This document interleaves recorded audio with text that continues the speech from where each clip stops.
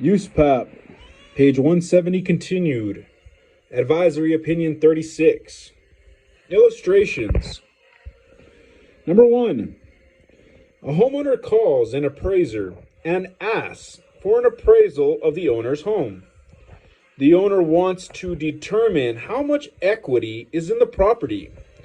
The owner is content to know the market value of his home in the form of a range of value.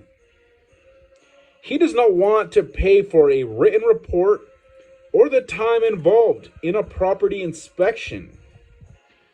The owner does not intend to give the appraisal to the lender because the owner knows the lender will order a new appraisal when a loan application is submitted. Number 2. The next week, a lender calls the appraiser for a drive-by appraisal on the same property in connection with a home equity loan. The lender is happy with the owner's credit rating and plans to keep the loan in their portfolio. The lender sees very little risk in the transaction and seeks the appraiser's opinion of the property's market value based on an exterior inspection only. Number 3.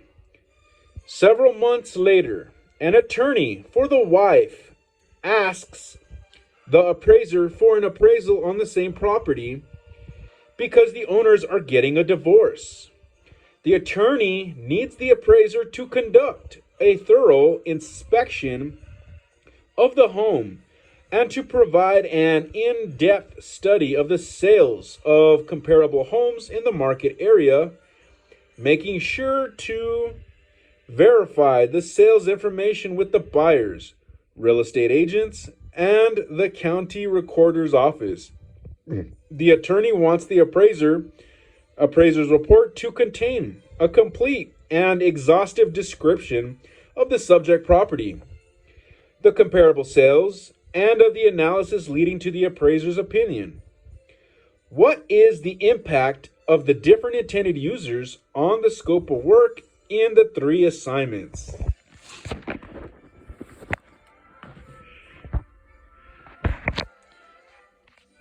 Page 171.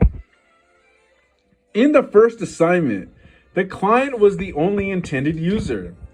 In the second assignment, the lending institution that engaged the appraiser may not be the only intended user. In the third assignment, the attorney is the intended user. In the third assignment, the intended use entails scrutiny of the report by the court and/or opposing counsel. When additional intended users are identified, the scope of work may increase. This is because the assignment results typically need to satisfy more objectives as of the number of intended users increase. What is the impact of the different intended use on the scope of work in the 3 assignments? The objective of the appraisal in the first assignment was to establish a range of value so the owner could resolve a question about his equity. The owner was only interested in the appraiser's opinion and had no intention of reviewing the evidence or reasoning used to support the appraiser's opinion. In this case, the appraiser could develop an opinion of value without a property inspection, relying on an interview with the owner, assessment records, or other data to identify the property's relevant characteristics. Without personal inspection by the appraiser, however, such information is assumed to be correct because some of the assumptions will have a significant effect on the assignment results. The assignment will involve the use of extraordinary assumptions and require proper disclosure. In the second assignment, The intended use requires a property inspection by the appraiser to gather some key information, though it also permits assumptions with respect to interior components of the subject property. The development process in this assignment is likely to be expanded by the lender's appraisal guidelines as well. In the third assignment, the intended use requires a higher degree of inspection of the subject property and a more thorough verification and analysis of the comparable sales. The information gathered during these investigations may affect the analysis and may extend the development process beyond what is required in the other assignments. Personal property and intangible property. Changing the above illustration's subject property from real property to an item or group of items of personal property, such as artwork, machinery, jewelry, etc., or an interest in the business would not change the assignment's results. For instance, the impact of the different intended use and different intended users on the scope of work would still be the same, with possible differences of discipline specific terminology. Therefore, illustration number 1 would involve an owner of the property seeking a range of value for the owner's own knowledge. Illustration number 2 would involve some form of loan against the property, but at an amount that did not exceed some percentage of the value.